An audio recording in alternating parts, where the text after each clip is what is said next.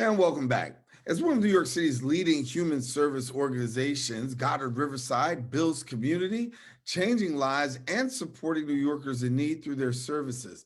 The organization works actually to meet the client's basic needs, such as providing food, shelter, and education, while never failing to celebrate diversity and richness of society. Well, joining us now, we're pleased to have sharing with us is the executive director of Goddard Riverside, Rod Jones. And Rod, thank you so much for being with us. Darren, thank you so much for having me. Yeah, and I know as I told you in the intro, I said a little bit that I grew up in Harlem, was very familiar with Goddard Riverside, but I'm glad to know that even today, that the organization is still making impact and still reaching so many lives. Absolutely. We've been around since 1853 and continue to increase in our impact and footprint. Well, I know that I'm sorry to be the cut you, but one of the things that you really guys focus on is taking the time and making sure that those who are in the homeless population, who are sometimes underserved, have access to services. So, share with us a little bit about the work that you're doing in the homeless community. Absolutely. We have been in this work around making sure that the unhoused have a place to live for decades now, back dating two of my predecessors ago. And we do a variety of things related to ensuring both people who are unhoused have a place as well as preventing people from becoming unhoused. And so if I had to describe it on a continuum, right, I would start with the preventive first. So we actually have a team of lawyers who do affirmative cases. We're very invested in preserving single room occupancy, which is one of the few affordable housing options for people in New York. If you think about an article that came out in the New York Times where the average one bedroom is $5,000, it's SROs that really provide single room occupancy, that provide people an affordable way to live and retain housing. And our attorneys continue to work to take affirmative actions against bad landlords who tend to push people out so that they can increase the value of rent, causing more and more people to have to sleep on the street. In addition, we do a lot of work around other kinds of material assistance that help people to sustain themselves by getting them connected to entitlements, public aid, as well as some forms of assistance around utility bills and those other things that affect people's housing stability. And as you know, we do outreach to get homeless people off the street every day, 365 days a year, rain, snow, or sleet. We're out working to persuade people who are unhoused to come in. And then on the end of the continuum, we actually offer housing ourselves. So we offer safe havens, which are a step above shelter. They're long-term housing that has a collection of support services, psychiatric care, harm reduction to work with people who want to kick drug addiction. We have psychiatrists, physical health staff, and case managers. And so safe havens allow people to stay until we place them in permanent housing.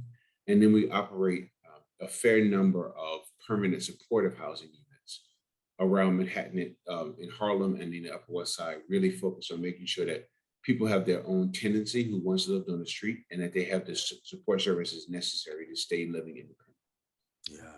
For you, talk to me about what you're seeing right now with the housing crisis and the homeless population. I mean, obviously, COVID has further exacerbated a lot of things, but also the fact that, we look around right now, the eviction moratorium has ended. We're seeing a lot of struggling people in New York City, particularly the city, when it comes to housing. Yeah, I think that we all anticipated that after the moratorium lifted, that those people who owed significant back rent will be in a battle to meet that obligation. I think that we've seen programs like ERAP help to stabilize some people.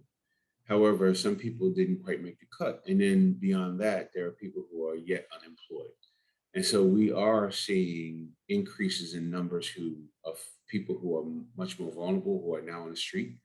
And then I think there's those who are what we call the chronically homeless. They've been on the street for a significant amount of time. And many of them through COVID have lost some of the basic things that were the last slivers of what we call humanity. During that period of time, those people weren't able to find libraries to use the bathroom in, stores were closed.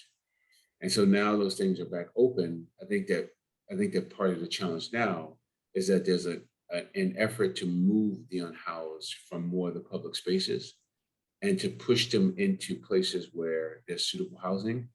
And I think what we're finding is that that the effort is making some headway. However, I think that you got a open spigot on the other side where the vulnerable people are now pouring into the places where people who were chronically unhoused once exist. Yeah. I want to take the time. I talked about the eviction moratorium, but you also have a program called the No Eviction Law Project. So talk to us a little bit about that and how that works.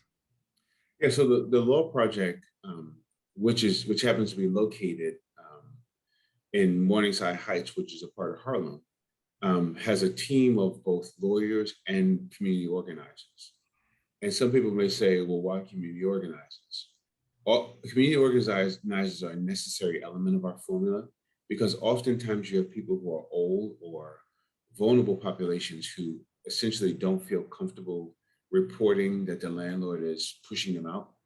I'm old enough to remember the days in the South Bronx where the landlords would bring in sex workers and gang members and run people out of buildings. We don't see it quite as bad at that level, but they fail to repair things. They constantly are after the tenants to move out. And so our organizers work to organize an entire building so that there's strength in numbers. And once they've organized an existing building, our lawyers will take affirmative cases to court to make a landlord behave. In addition, our attorneys also do responsive cases where tenants may be in jeopardy of eviction for one reason or the next. They'll take those cases up as well. And so with the introduction of right to counsel, meaning that every person, particularly under a certain income, has a right to have legal counsel in landlord-tenant court. We are part of that movement, and our attorneys do take those cases as well. And so for yourself, obviously a lot of work that goes on at Goddard Riverside. Where do you see your organization make the most significant impact? I think, be mindful that as a settlement house, we serve cradle to grave. And I think, quite frankly, all of our programs are impactful in a lot of ways. I think that we can point to places like college access for low-income children. We've been a market leader in that space. I think the same is true for homeless outreach. If you think about some of the strongest housing coalitions like Shinny, they grew out of Goddard Riverside. The Coalition for Homeless Outreach, we were at the early stages of that. We have one of the first SROs, which is permanent supportive housing. We were at the forefront of it. And so I think in those spaces, we're certainly making huge impacts. So for yourself, I also want to get an opportunity to hear you share a little bit about the Green Initiative and the Green Keeper Initiative and the work that's going on there. So the Green Keepers Initiative is a social enterprise that grew out of our top opportunities program. The Green Keepers actually are all people who have a mental health diagnosis. They have some mental health challenge, but they've committed themselves to development. And so we work collectively with them to ensure that they're trained and that they have employment opportunities at a fair wage, at the minimum wage. And so the Green Keepers do a number of services to the community. They work collectively in partnerships with a number of the business improvement districts. They also keep the Riverside Park. They do the horticulture work, the planting, as well as the cleaning. Within the beds, they do a lot of the sanitation work.